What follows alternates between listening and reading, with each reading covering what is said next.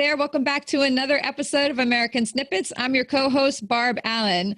I am here today with Amy Lyle, and this is going to be a fun interview. Not that I don't have fun or enjoy all the interviews I do, because I 100% do. Some of them I have to work a little harder than others, and sometimes I'm trying to dig deep to find humor in a situation because that's how I roll. Give me a situation, I try to find some humor in it. It's one of my strongest coping mechanisms. I believe humor is one of is something people as a whole underutilize. It's a powerful tool. A lot of people don't understand how powerful it can be. It can change perceptions, change mindsets. It can alter your mood and boost you up and just give you a whole new outlook on things. Sometimes people lose the humor in their lives. They don't have the ability to find it. They lose track of it. Amy Lyle, however, has not only found the humor in her life, she's turned this passion of hers, something that just lights her up, makes her feel alive, and she shares it with other people. She is now full-time, full steam, full throttle, pursuing humor as her platform for the work that she does. And she's doing it well and doing it beautifully. And we are excited to have you here today, Amy Lyle. Thank you. Hello from Atlanta. It's like 7,000 degrees here. Oh, we are in New York and it's thawing out a little bit now, but we're having some bizarre spring in June. It was like 38 degrees the other night. Oh my gosh. Just freezing. That. No, for a couple days. Careful what you wish for, right? Kill the bugs. Yeah, all right. I'll give you that. The bugs haven't been around really, but other than that, I'm out on the cold. So Amy, you are an author, you're a comedian, you're a regular on a morning show in Atlanta. You have your own TV show coming out. Yes. You are really forging forward. And I think what I saw somewhere is that this is not something that you've been doing full-time your entire life. You're a wife, you're a mother of 4 kids. So am I. And so, 4 kids, that's a lot of kids. We both have creatures. I have dogs. Yeah, I got horses, dogs, kids, cat, like it's mayhem. We just operate in mayhem. But some of us thrive in mayhem, right? And I think you do too. So you were in the corporate world though before you left. So there's a lot of different things here that I think a lot of people are going to be able to connect to, relate to, and learn from in how you've done things and gone about life and where you're going now. So can you tell a little bit? First, tell us where you are now, and then we'll go back and talk about how you made that leap. Oh, sure. Where am now? I'm so excited you mentioned I have been a guest on Awaken Atlanta and another show called Good Intention. So I'll be a guest or I'll be a co-host coming up. I'm co-hosting with Shannon McVeigh. And this is how the story goes when we rolled this out. It's like they do 15 shows in the studio and I'm like, I want a show. And they're like, you're not getting a show. And I'm like, I really want a show. And they say, no, we have 15 shows shooting in here. You can't do a show. If you find space to do a show, you can have a show. And I was like, oh, I found space. So the whole premise is like, it's called From the Broom Closet with Amy Lyle. And it's literally a broom closet. Yeah, with like mops, and I'll have comedic guests, and they're not like, I'm not really interviewing them. They're just going to jump right into like sketch comedy, and it's I just can't wait. It's been so fun. And one of my good friends, Jessica from Wisconsin. Hello, Jessica. Hello, Jessica. Her husband works for a giant cheese company, and I was like, I think it'd be really funny to have a cheese company as a sponsor. And then we'd have a whole segment like that's cheesy and do headlines or whatever, or all the meals that we make are made of cheese. Like we could do a whole theme. So anyway, it's kind of been exciting. It kicks off in July, every other Wednesday in July. Excellent. Do you know what my kids would call that whole that's cheesy thing? I don't know. Do your kids do this? They've come up with the phrase, that's a boomer joke, Mom. That's a boomer joke. Like when you say, if I said... They're saying we're baby boomers? Yeah. But we're actually not that old. I understand. We're Gen X. I understand. But to them, everybody over the age of 30, is a boomer, right? So they're like, that's the thing. It's just become such a theme. We make the corny jokes, the cheesy jokes, boomer joke, but to the point that we just got a new horse and named him Boomer. Like that's... I love it. Well, you would love my show. We're not boomers, but I do want to do like, I miss the 80s, or something. And I am having Josh Harris. He's a comedian in Atlanta. He's kind of famous, actually. I'm so excited. He's coming on. And he's a millennial. And I go, let's quiz each other. We'll do trivia where you tell me, what's going on and you quiz me. And then I quiz you on my people of the 80s. Bridging the gap, the generational I'm gap. Bridging the gap, Barbara. You are. We have more in common than not. Yes. Yes, we do. All right. So your TV show, where are people going to be able to watch that? Oh my gosh, anywhere. They have a great app. It's called United Intentions Media or United Intentions Network. Wait, I wrote it down. I put my glasses on and look at it. Wait, please hold. Okay, it is uimediaapp.com. And it's free and it's just as nice as CBS app. It's really cool. They're adding 500 subscribers a day. Nice. So it's super popular. And then they have like a 3 million reach. They have contracts with Comcast and radio stations and Spreaker and Blog Talk. But what's really exciting is they just partnered with Binge, which is kind of like a Netflix. Okay. A subscriber, and Binge is partnering with Hulu and Amazon. Sweet. So our like 8 million reach could be like 100 million reach really soon. So call me if you want advertising because it's only cheap now. Go for it. Get that little plug in. Yeah, that is so cool. And that's exactly what I try to remind people all the time. Sometimes I got to remind myself, right? We're in this business, like we started American Snippets. I'm 46 now, right? So we started American Snippets 2 years ago. And I remember a time when I would have looked at life. I'm just looking out the window. My dog is chasing a horse, almost got kicked. I'm going to pretend there's nothing to see. Okay. So nothing to see. There's nothing to see. Please hold for this commercial break when Barbara goes. Oh, please. Okay. Anyway, say a prayer for my puppy and move on. So, so I would have looked back in time, like looked ahead and thought, like, if you didn't have your life like completely figured out by the time you were 40, locked in, like I used to think like you'd be looking at retirement at 40. You can never start something at 40. Who's going to do it? That's too old. So I 100% love that you were in your 40s. I'm even older. When well, yeah, that's not bad. Hey, that's quite the achievement, but that you were also right in your 40s when you had a corporate job and, again, you're a mom of 4, you have responsibilities, people depending on you. And less and less, but yeah. Yes, but still, yeah, I know. How old are your kids now?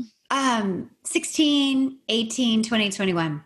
Nice. But you know what? I found with my kids that they actually like lean on me a little more at that age. They're 20, 19, 18, and 15, right? And it's like, oh, wow. Very similar. It's not, yeah. I used to think that'd be so easy when they're that old, but no. My daughter, we were listening to something the other day and I forget, it was a woman talking about her mother. And I was like, hey, if I died, what would you say about me? Like, tell me now while I'm alive. And she did say, I am so proud of you because you followed your dreams. Like she recognized that. Yes. Yeah. And I think it's made me realize, my parents were like, you're getting a business degree. You're not going to theater. You're getting a business degree. And so now I realize like you can really follow your dream. You don't need that much money especially when you're young. So do it when you're young and something will come out of it. It may take years and years, but like you don't need a lot. So why not follow your passion, whatever that may be? Yeah. What were you doing in the corporate world? What was... It was a really fun job, actually. I loved the job. I had been in staffing, like employment staffing, for 15 years. And so then my last leg of that, I was a corporate trainer. And it was really fun. It was really fun. And we focused really on technology of taking kids out of college and training them how to be technical recruiters. Awesome. And so it was super fun. And you got to travel a lot. And I loved it. I loved the job. But then in 2008, it kind of crashed. Yes, that happened. Many people are familiar with that expression. Yes. So is that about the time you started thinking about moving into something else? No, then I had to get a real job as well. So I went back to, being a sales manager for Robert Half. And I loved it. It was difficult being a sales manager in the heart of a recession, but we did it. We pulled together and we made money and helped people get jobs because nobody had a job. Everybody was getting laid off. Our clients couldn't get jobs. People that, we used to call them were getting it laid off. But no, it started when I got remarried, and we're a blended family. And so my family, I went from working full time and having my daughter about half time. My ex-husband and I split responsibilities, to getting remarried. And my husband had 3 kids, and they were little at the time. They were like, 8, 10, and 11 or something. And he's like, would you ever want to stay home? I mean, because this one's in football, and this one's in tennis, and this one's in piano, and this one's in swim, and, after school. And I was like, oh, yikes, I've never done that. Okay, I'll give it a try for the summer. That was not a good idea. That wasn't a good idea. Then I immediately started doing like some acting for a nonprofit, and it was fun. It was a comedic role. And meanwhile, I had been on a lake trip with a bunch of girls, and I wrote my movie script.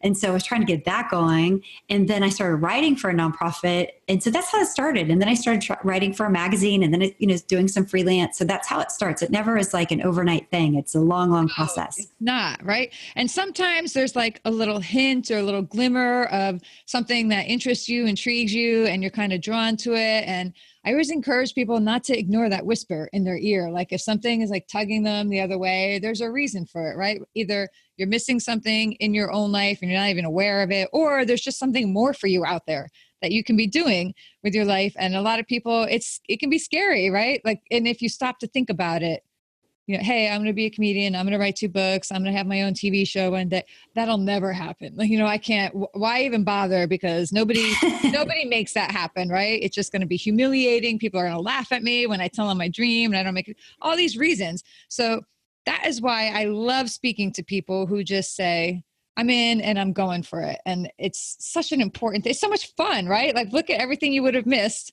if you hadn't decided to listen to that whisper, right? Yes. And it's so weird the way any of that happened, because like if life went the way I thought it was going to go, where I just write a screenplay and then Paramount calls me and wants the screenplay. That's how it always happens. That's how I thought it would be, but it didn't work out that way. And so this attorney gave me this great advice. He's like, you can't roll into Hollywood. When we search your name, Amy Lyle, a bunch of stuff better come up, and it better be comedic related. And I was like, well, how do you do that? And he's like, well, you have to write a book or write a blog or do something.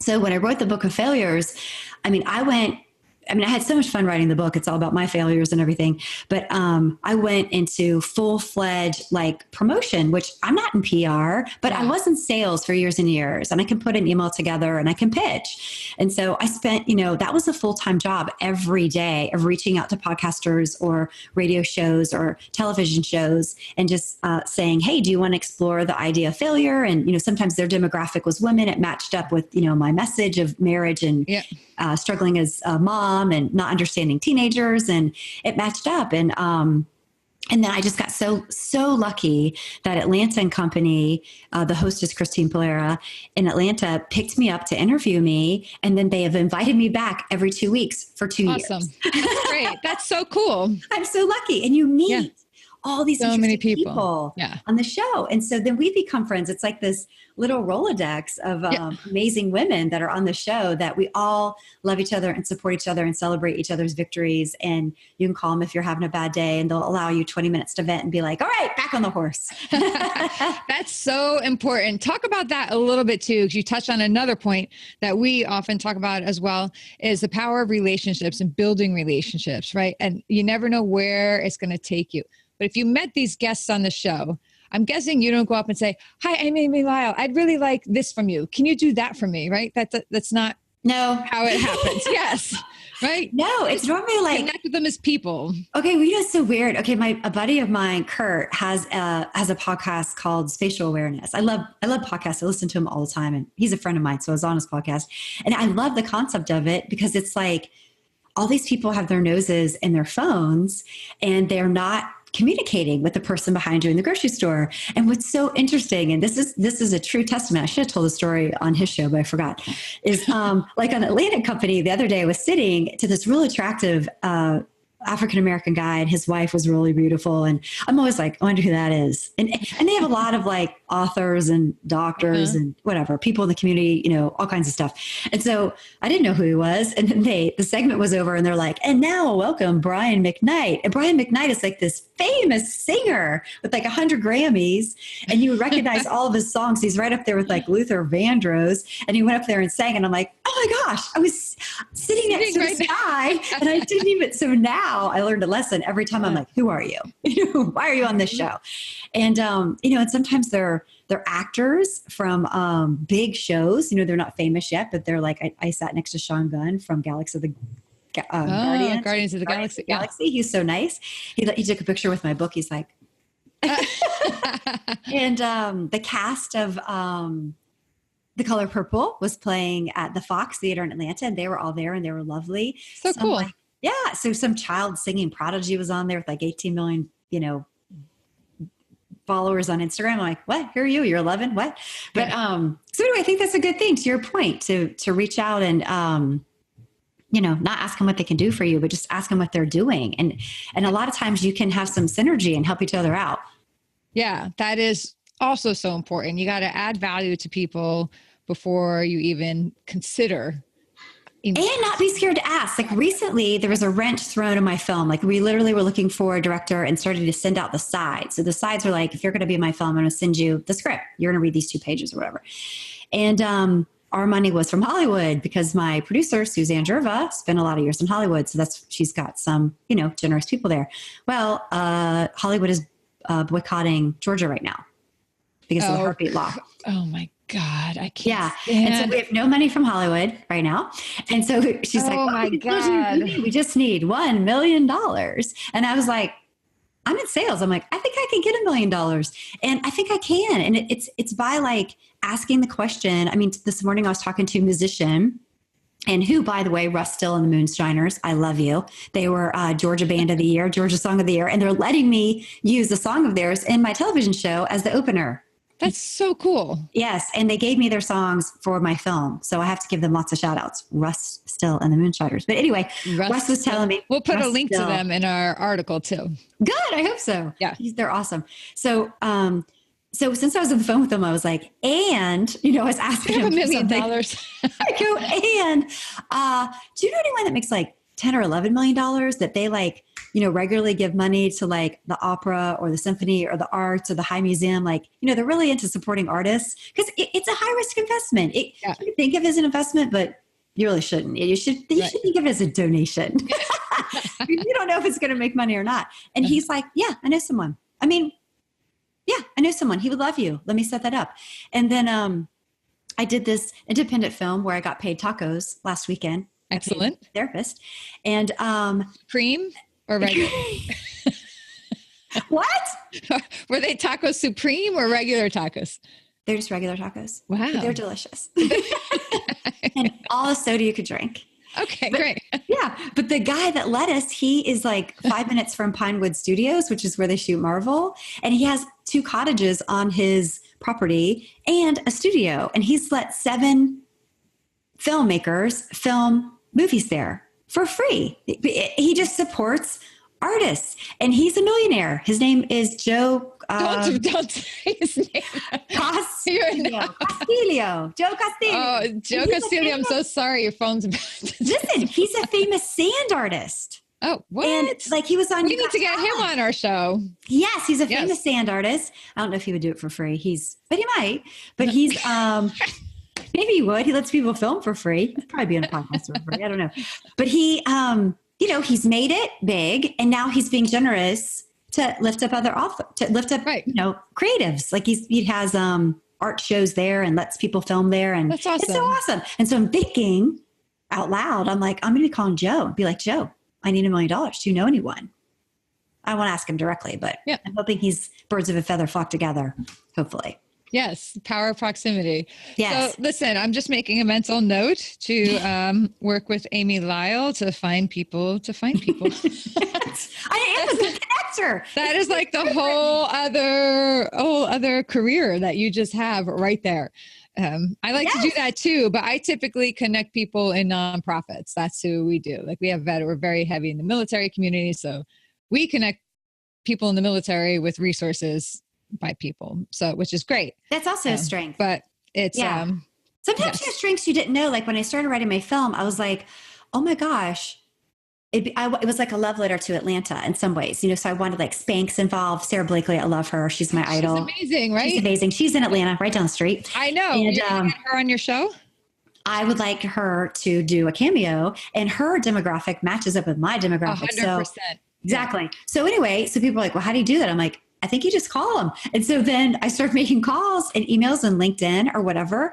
And I won't say who's in and who's out, but I will say that we've had great success with that because people love the movie business. And I have, a movie about stay-at-home moms and working moms taking a step closer to each other in a very funny way. And it lifts people up. And so it's just like, what are they going to say? No. So who cares? You move on to the next one. But some people are really scared to do that, to get the no. Yes. I exceed at getting the no's. Oh, I get the no all day, every day. No. Yeah. Some people are nice about it. Some people are like just very blunt about it because they don't have time to be nice. But yeah, you got to just get on. What is this thing you have with alpacas? Okay. Oh shoot. I just gave away the last book. I had like a stack of books there, but then I did a book signing and I sold them all. But anyway, I hate it when that happens. I made $9 or $10. Oh my gosh. Yeah. That crazy. Day. Yeah. It's a lot of money in the book business. I once sold my books in the aisle of a grocery store with condoms and bedpans behind me. That's where I had a book signing.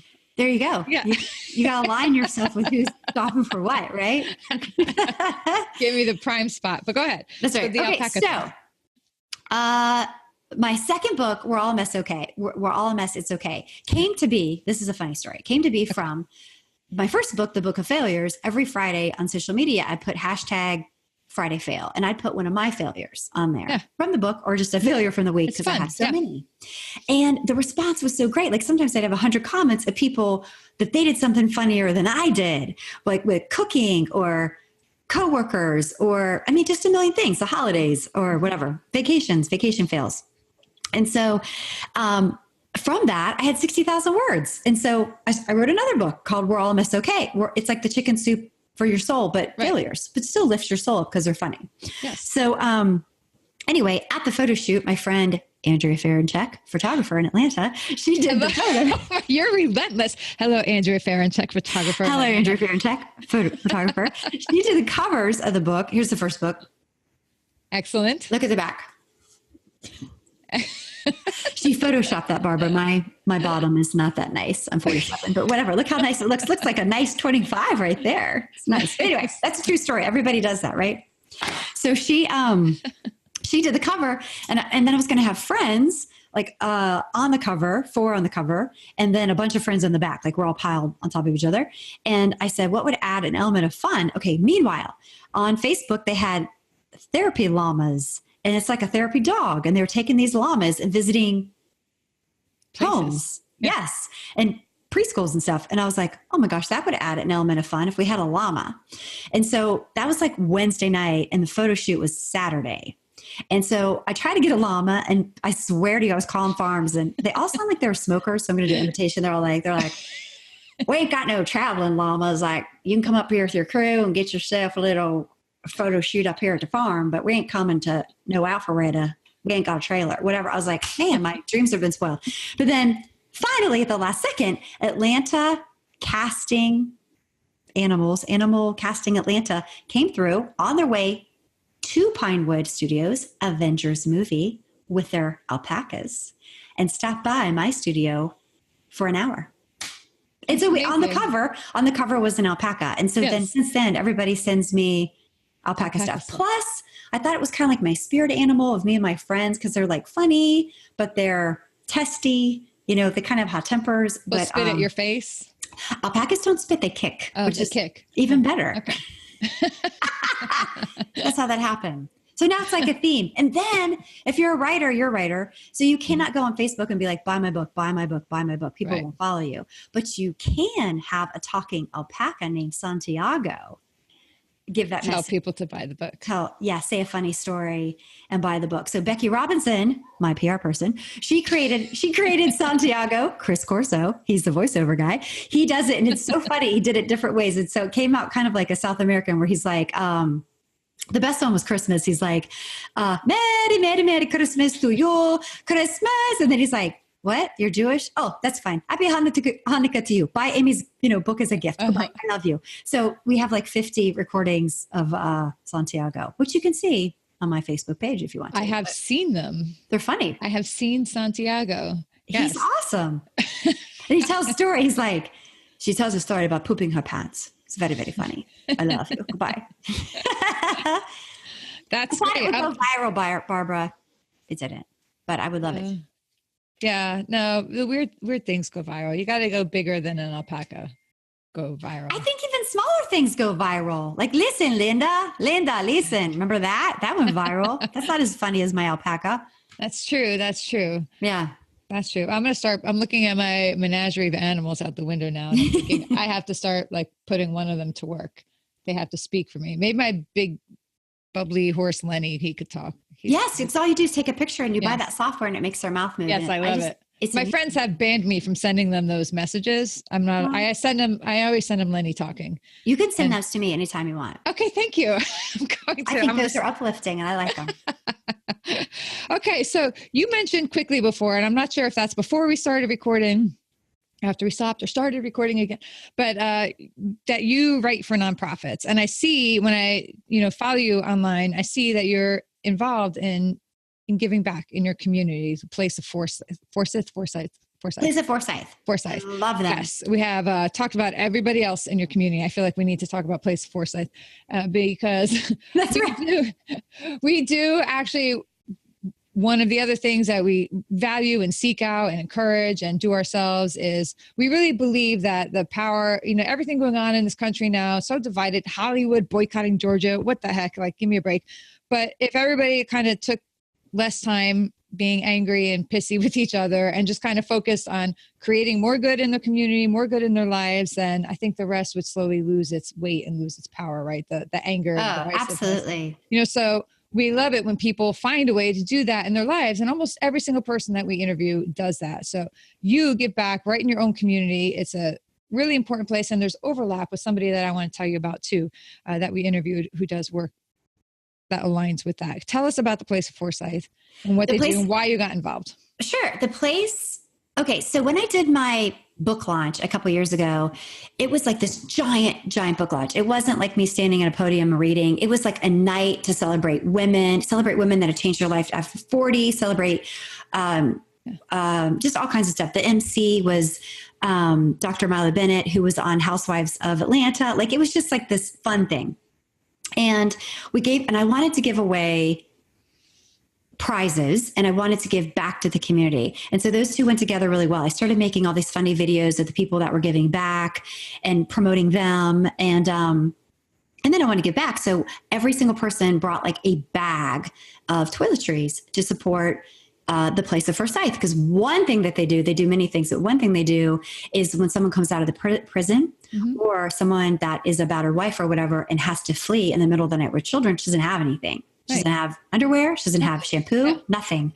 And so we wanted to restock their toiletries closet. And so I was doing some videos with them. Joni Smith is the director. She's phenomenal. And they also do a thrift store, which is great if you have college kids and you need stuff. They have sofas and bookcases and like anything, rugs, lamps.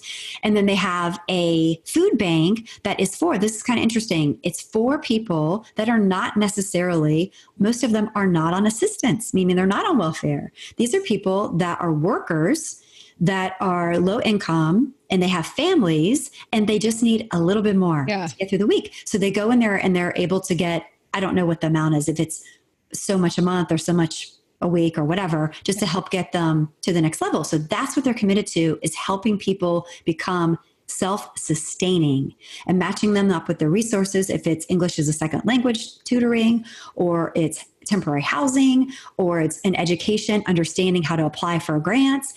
That's something that they do. And I feel very passionate about them. I love them. The last thing we did with them was an underwear drive for the same reason. People donate clothes and boots and shoes and and coats, but they don't donate underwear. So you need underwear. So we did something in conjunction with a store in town and we got a bunch of underwear for them.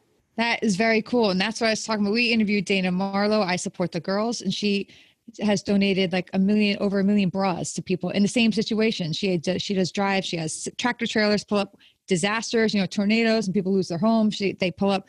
It's like bras and like tampons and stuff like that. You need care and bras because women don't have that. Prisons, shelters, disasters, and it's something that is just taken for granted by so many of us, right? So I think that's just so cool. And when people really just go that extra mile to look at the things that are often overlooked, and what a small thing, but what a big difference it makes in someone's just life and comfort and care. And when you're like stressed and like just pulled to the max and you're going to snap and somebody just offers you a touch of kindness and home and comfort, it just can kind of just give you that breath to move forward. And I think the small things cannot be overlooked. So I love that. And some people, I think they're like, well, I'm not rich. I can't help. What could I do? Right. And the truth is, like, if you bought a pack of underwear from Walmart for $5, you're helping and you're contributing. So it's amazing what you can do. And the Place of First Life actually is trying to expand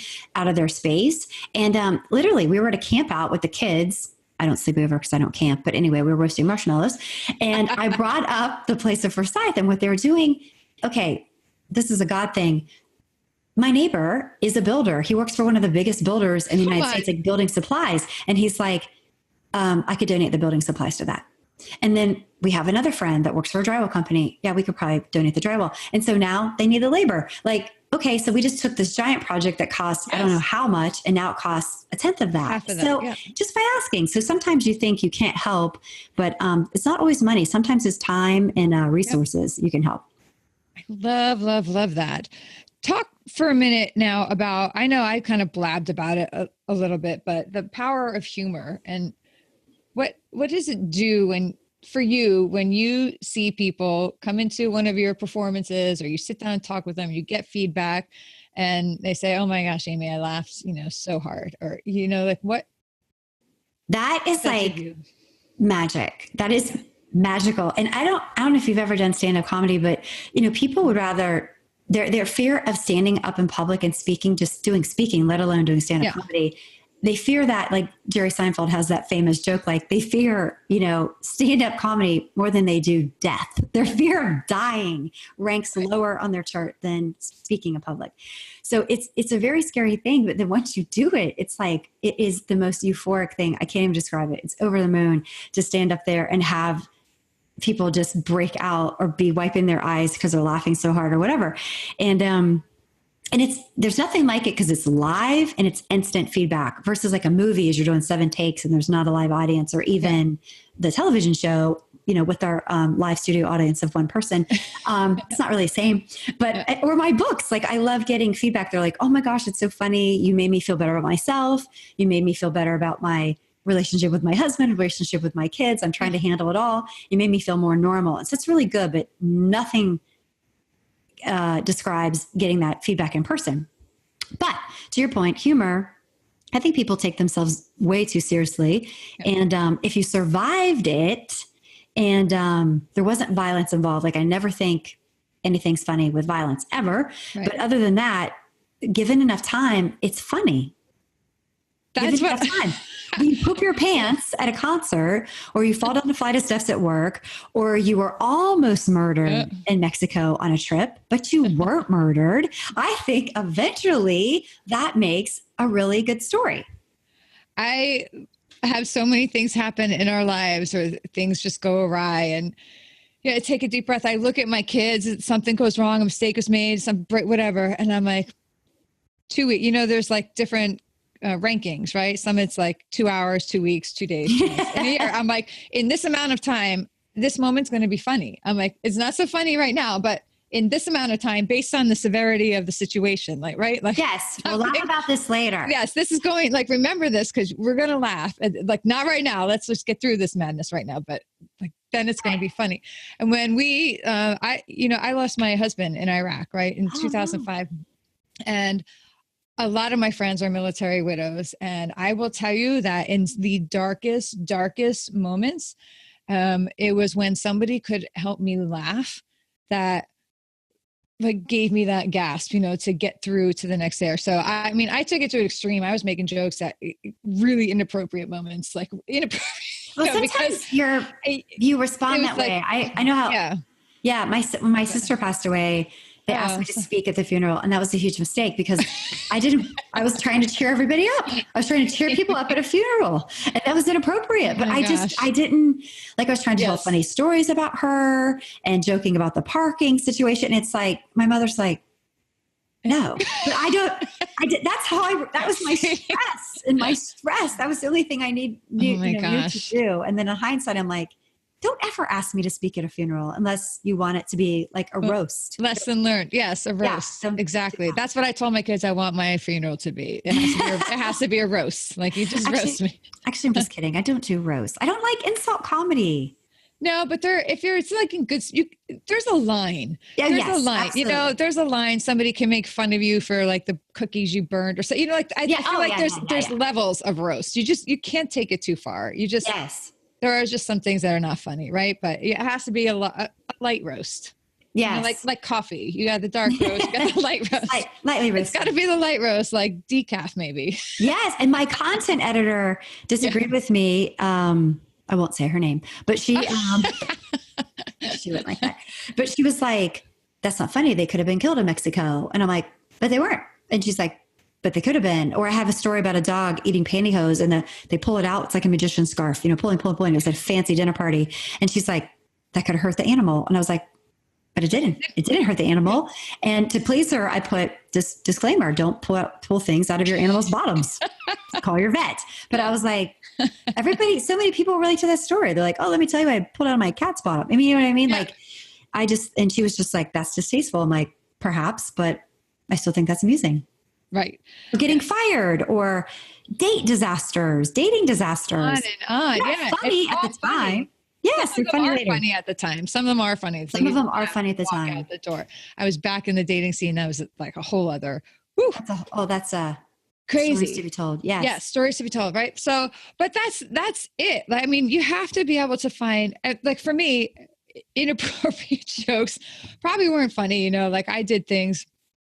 There was a trial involved, it was crazy. So, like, I would joke with the MPs. Sometimes I would make people uncomfortable, right? Because I'm going into this traumatic situation and I didn't want to break down and cry in front of everybody. So I would make these jokes. So I think sometimes you could take it too far, but it's a survival mechanism. It is a survival mechanism, but it's also a tool. And now when people just start laughing, it's an icebreaker. You can connect with people. Like, I feel like if you can get somebody to laugh, and not just like an uncomfortable laugh, right? But if you can get them to feel the laugh and laugh for real, like, that's kind of a gift you give somebody in the day, and it gives back, right? And you just instantly kind of dissolve a barrier that you have, or even just a little bit self-depreciating. Like, if you're in a meeting or a conference or something, and one person's next to you giving you their resume of all the stuff they've done and whatever, which is great, that's fine. And then the next person's like, "Crap, I have one blue shoe on and one black shoe on." It's like, which person do you want to go to lunch with? Right. You know what I mean? I want to go to lunch with the person that's more self-depreciating. But, and so that's not necessarily a laugh, but it's just like, just revealing a little bit of yourself, especially as women. I think it's our responsibility to give to our daughters or to younger people. Like, I did that too. Look at the power of the Me Too movement, and how I was reading on Twitter. It was like 20 years of weight had been lifted off me. People were writing that. It's just like, and if you can't tell someone because it's so whatever, write it down, journal it, burn it. But you got to get it out some way. And, but if you could get it out in a way eventually that you could help others steer them right in the direction, or what you've learned, or just by saying, "I did that too," people like sigh. They're like, "Oh, thank goodness." It's like, I can relate to you. So I think that's to your point, very, very powerful tool is humor and, being more authentic. Yeah. 100%. Talk to me a little bit. Let's just go back a little and look at the arc here, if you will. So I see you grew up in rural Appalachia. Yes, I did. So talk about that, because I don't know much about that area, that lifestyle. I just know, of people and stories I hear. And what I hear is that it's, not the place people would think of where you can launch into this huge, successful, giant life, right? I don't have a huge, successful, giant life, but I hear what No, you're saying. I know, but I know you keep saying that. But I'm trying to like put this nice. I hear what you're I just hear it's a difficult place, to grow up at. Yeah. Where I live, everybody, not everybody, but there's just levels of world, right? And it's like the majority of people in my life, and they're like the 9 to 5, they're working for the pension, they're happy with that, they're content, So Yeah. it's unusual for somebody to do what I'm doing in my community, Sure. if that makes sense. So what is rural Appalachia?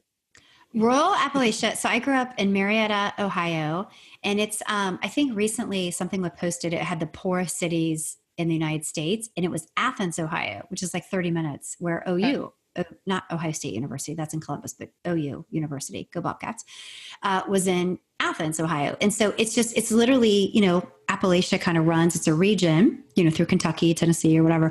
And my dad worked for the phone company, so he had like a paycheck, a pension, we had health insurance. I mean, we had a little house out amongst farms. Like literally sometimes I get off the bus and there'd be a cow in my front yard because it had got away. Oh, that happens here too. Like for real. Yeah. Yes.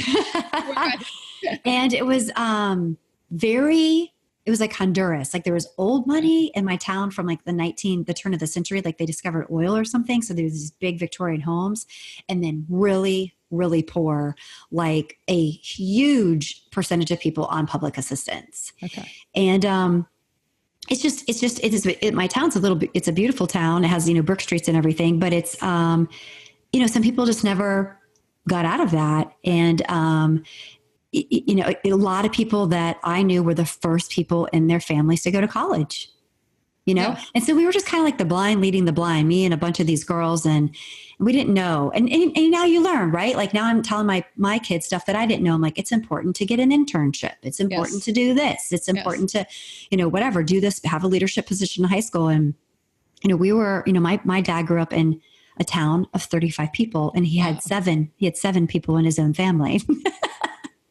So very small. And, but anyway, it is what it is. It's, luckily, because my parents didn't get along. So my parents got divorced. And so when I graduated from college, my mom had gotten a job. It was, the software was just starting, to get really big. And so she had a job with, a subsidiary of IBM in Atlanta. So when I graduated from college, I went to Atlanta, and it just opened up a whole different world as far as diversity and jobs available, and just thought process, was so different. And I'm going to go back. I may go back the 20th to my 30th reunion for high school, because I haven't been back, and it's going to be interesting to see what's going on. Yeah, that's going to be, I imagine, kind of future, lives colliding. And I don't know. And I think people are happy there. I mean, your life, when you go back and you look at anytime you go back and you revisit any place you were that year, that long ago, and you see like then, now, the difference, it just makes you, I think, more aware of your own and life and journeys and travel. Or you see something you miss. I don't know. I just think it's cool. I get into that. I'm an emotional person, right? So I love the emotion, attached to going back. So I visit, places that had meaning in my life at some points, and there's a good time to reflect. And well, there's a whole comedy show for my hometown. Like, this is a true story. So I met my first husband in Atlanta, and, whatever. He was in the computer business. We were both had white collar jobs, no kids, bought a house, we're traveling around. We're dinks, right? Dual income, no kids. And my cousin was getting married, and it was like a potluck wedding. Like literally, I'm like, oh, I'm flying in from Atlanta and renting a car, and I'm going to pick up meatballs on the way. Like, what? And then you go, and they're like, give the directions. They're like, it's a double wide on the left. And I'm like, what? But really it was a single wide on the left. And the deck was like as big as our computer monitors. And, that's where they had their first dance. And like the groom put like a big, like Copenhagen dip in, like right in front of us, like for the camera. And when we stepped out of the car, I mean, I just had like a black dress on, shoes, I think sunglasses. My husband, at the time was wearing a suit. They looked at us like my cousin Vinny, like that look, like, are y'all from New York City? It's like, no, we're from Atlanta. It was, people had overalls on, people had camo things on, people had Union shiny jackets on. Like, It is literally a field with a trailer with like a lean-to with the potluck with the 700 extension cords with meatballs and sausages. And I'm like, there's a story in this somewhere. But anyway, they're happy. They're still married to this day. They're married and I'm not married. So, I'm glad you said that, because the common cross of I knew people when I got married, the only place we could afford to live, my husband and I, we had 2 dogs. The only place we could afford to live was in a trailer park. Yeah. And we made a lot of people do it. We made so many jokes, but we were the happiest.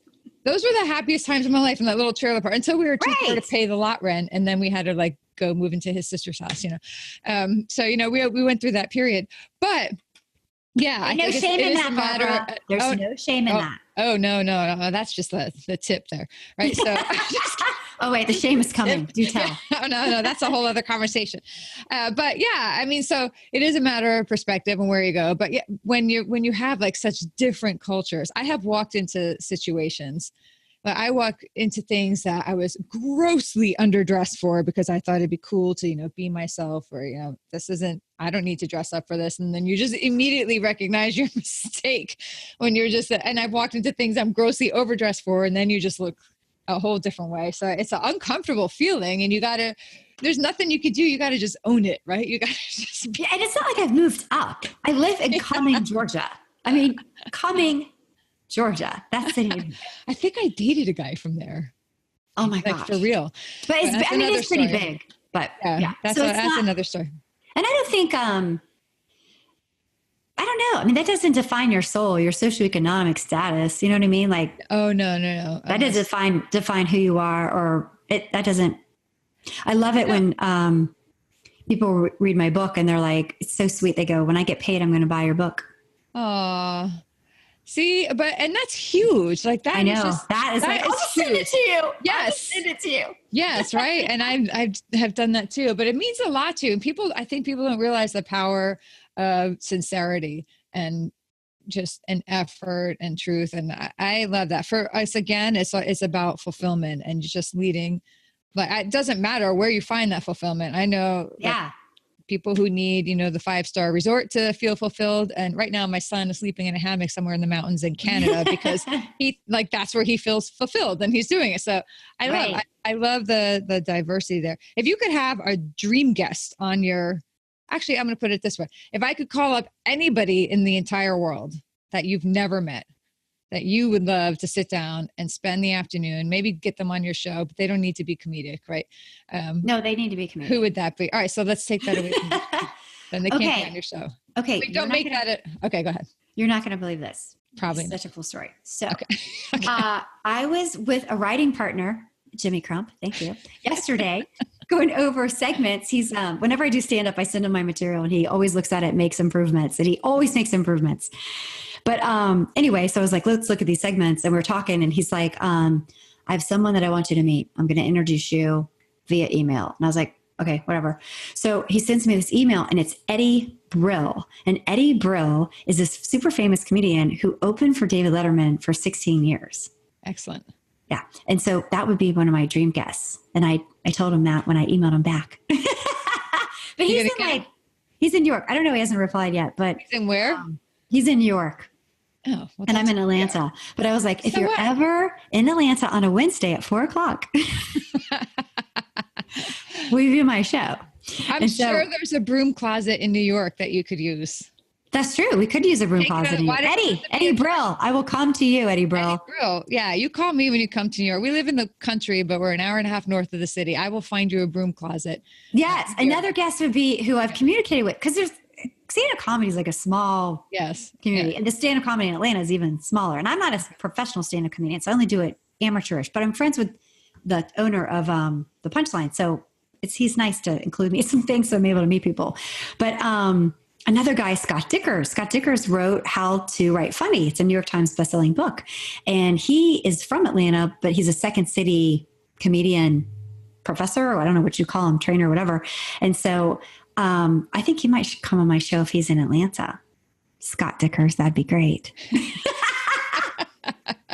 But other than that, like movie star wise, like imagine like Kate McKinnon from Saturday Night Live, from Ghostbusters. She's crazy. She'd be great on my show. Rachel Dratch, Molly Shannon, Melissa McCarthy. Go for it. You know, it's a matter of, you just got to get to the people who get to the people. You know, you got to get through their gatekeepers or find a way to do that. I think most of these people who are, you know, well known at the top of the industry, what I find, because every now and then I have the same situation. I'm like on a bus to an event, like from the hotel with the guests to the event. I'm like, oh my God, I just sat next to like the producer of Saving Private Ryan. Like, well, that was cool. I didn't know that, you know, that, like that kind of thing. Right. But when you have an opportunity to meet them outside of the confines of the professional world, you know, if you just meet them as people, most of them are just people, and they welcome the opportunity. Some of them are not. Some of them are jerks. Some of them are not. Some of them are just they do not pass the chug test, as one of our guys used Tim's chug test. But yeah, you know, so most of them, and sometimes I find myself in conversations with people, I'm like, I cannot believe this person is talking to me right now, you know, and it's so cool when you drop that and you just relate to the person. And sometimes it grows into like an ongoing sustained relationship. Sometimes it doesn't, but I think every interaction has something to offer and you take away from it. Even if it's just a moment of humiliation, it's a funny story later. It is a funny story. And I think on my show, like I want to have as many Atlanta comics that will come in improv. There's a big improv population here. And so I'm really excited about that. But I also want to have like a whole segment called The Underdogs. And like we each talk, me and the guests, because I'm not going to interview them. They're like a co-host. They're just going to jump into the games and everything. Right. And so we each talk about a favorite underdog. Like one of my favorite underdogs is J.K. Rowling. You know, she has a very compelling story about her success. And, you know, whatever. So, and then feature somebody from Atlanta, or not necessarily from the country, that is like a funny stand-up comic. We show a 15-second clip or a 30-second clip. You can't show their whole act. That would ruin it. But give a shout out or a singer or whoever. And it's called Underdogs. And it's like, yes, I'd love to have somebody famous on my show, but really I'd love to use that platform and however I can, because I'm not famous, but to, lift up everybody else. And, you know, if, you know, 10 people find them that day, that's 10 more than they had yesterday. So I love the idea of that. And even in my movie script, I'd love to use like second city comedians, Groundlings comedians. They don't have to be famous Groundlings comedians. They could just be, but they're so talented. Yeah. It's like they just have to be good. They just have to be good. That's it. Yeah. That's the requirement. That's the requirement. And you can't. Please contact Amy Lyle. You're a female comedian from Groundlings or Second City. Excellent. We have a role for you. I'm just waiting. Are you done? Yeah. Sorry. I'm totally kidding. It's great. I love it. Okay. So on a little more serious note, we talk a lot, American Snippets, we believe in the American dream. I believe in the American dream. Like my family personally gave a lot for this country. Why we started the show is just to remind people that underneath all the nonsense, we are just people. We are Americans. We are doing extraordinary things with our lives. We still have the ability to do extraordinary things with our lives, no matter what is happening in the country. You know, take accountability for your own life and give back to the community. And so for us, the American dream is alive and well. We are living our version of it ourselves. Everybody has their own version of it. Like we were talking about before, it doesn't have to be, you know, the expensive cars and the house. It's fulfillment, right? So we're living that ourselves. Some people would look at us and think we're crazy, and that's fine. But what does the American dream mean to you? What is your version of the American dream, and what does that? I think that I express this to my kids all the time. We have 3 girls that how lucky they think they're so unlucky because they live in a world of entitlement. I mean, you know, we're even as most people in the United States have more than anyone else in the world. Right. If you have a garage, you have more than most people anywhere else in the world, or you know where your next meal is coming from. Right. So, and the,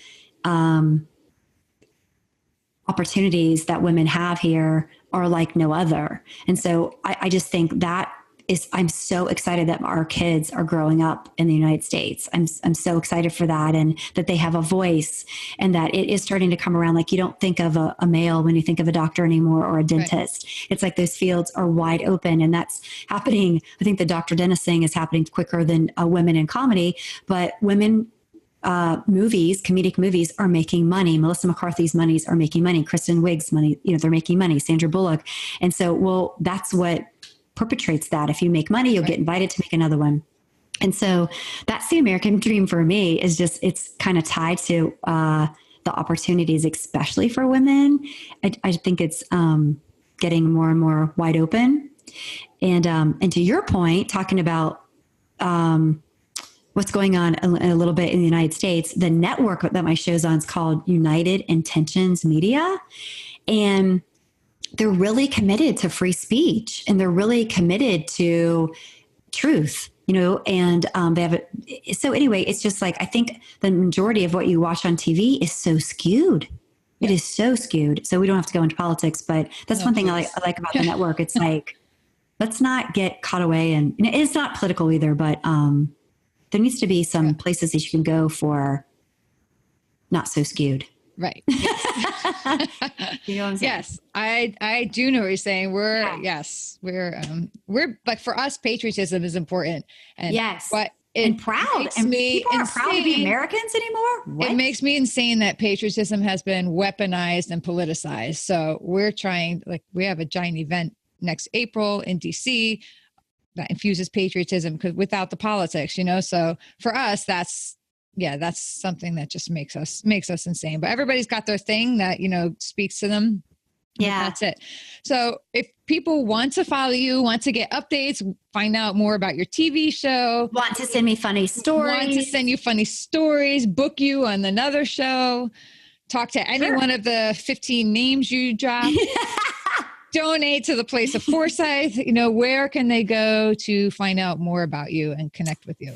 Okay. Well, I'm on Facebook as Amy Lyle, or my Facebook page is amylyle.me.com was taken. My website is amylyle.me. If they have a funny story, that's the best way to get a hold of me, because they could email me. And then I think everything else is just Amy Lyle, except for Instagram. It was already taken. So it's author Amy Lyle. Right. And I would love to know if somebody has, a funny video they want to share, or that I'm allowed to broadcast. It has to be original material, or a funny story, a failure story, or somebody that they love that's an underdog that they'd like to be featured, or a sponsor, Barbara. I need $1 million for my movie and would love to have a sponsor for my television show. So just contact me. Okay, excellent. Thank you so much for being here. I don't know. I just felt like I just kind of hung out and chatted for an hour, however long this has been. I know this is good. Oh, and they can get my books on Amazon, Walmart.com, some Barnes and Noble stores. So they're Amy Lyle, by Amy Lyle, The Book of Failures. Perfect. And I'm going to throw that out there now. If you listen to this podcast and you leave a review on iTunes, take a screenshot of it, send that screenshot to support@americansnippets.com with your mailing address. I will send you a copy of Amy's book. I'll order one from Amazon and send it to you, the book of your choice. So all they got to do is listen to the podcast, leave a review. The first 10 people that do that, I am going to, there has to be a review on this episode, and take a screenshot, email it to support@americansnippets.com, and let me know your mailing address. I'm going to order a copy of your book from Amazon. I'm going to send it to them. Oh my gosh, that's really expensive, actually. We go along. They're $12 a piece. $5.99 if you get the ebook. Oh, there you go. I'll send you the ebook. But no, that's what we like to do. We like to encourage people. Reviews help us too, but we always like to support and give back. Yeah, right? Like reviews are important. For every one review, know this. For every one review, 10,000 people have listened to your show. It's like people don't like to give reviews. I don't know why, but they'll message me. They email me and message me and send me on Facebook, and I'm like, "That's great. Can you cut and paste that into iTunes?" I say that please? All the time. Can you please cut and paste that into Goodreads or Amazon? Amazon too. Yes. All right. So thank you, Barbara, for having me. So fun. Thank you so much for being here.